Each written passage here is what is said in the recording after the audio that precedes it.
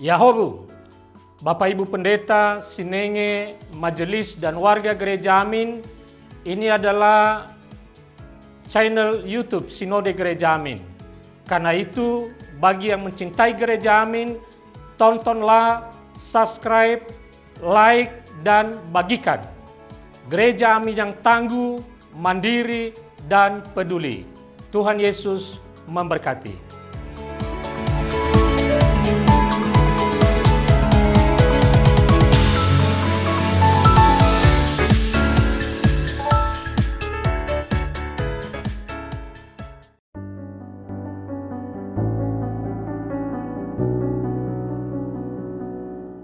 Shalom Youth, salam jumpa kembali dalam acara Youth for Christ.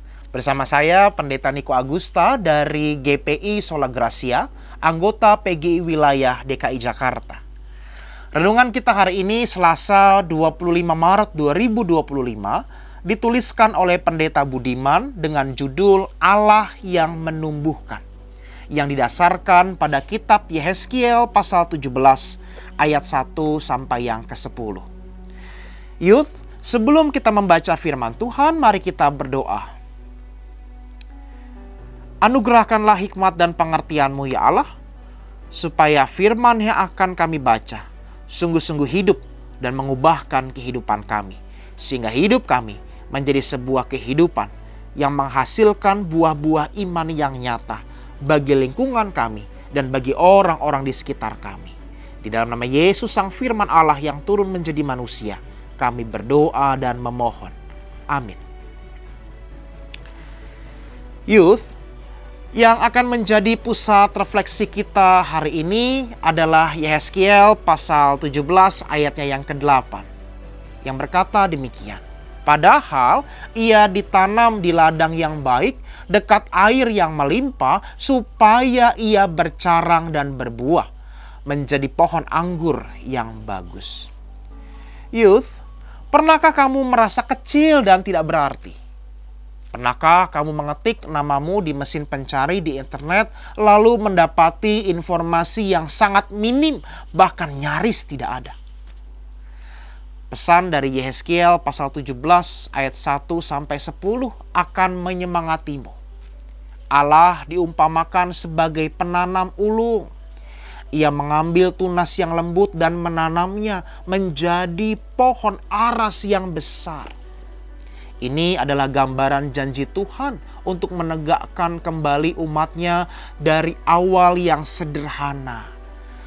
Gambaran ini serupa dengan perumpamaan biji sesawi yang kecil dan tumbuh menjadi tanaman yang besar sebagai gambaran kerajaan Allah yang sedang bertumbuh. Teks dari Yehezkiel pasal 17 ayat 1 sampai 10 memberikan gambaran yang mendalam tentang bagaimana Tuhan menanam pohon yang kecil dan yang terjadi saat pohon itu tumbuh. Allah memetik pucuk yang lembut dari pohon aras yang tinggi dan menanamnya di tempat yang sangat tinggi. Dengan demikian, pohon itu tumbuh menjadi kuat dan memberikan perlindungan bagi berbagai jenis burung. Youth, pesan dari teks ini adalah tentang pertumbuhan yang ajaib. Dari benih yang kecil dan tidak berarti, Tuhan dapat menumbuhkan sesuatu yang besar dan bermakna.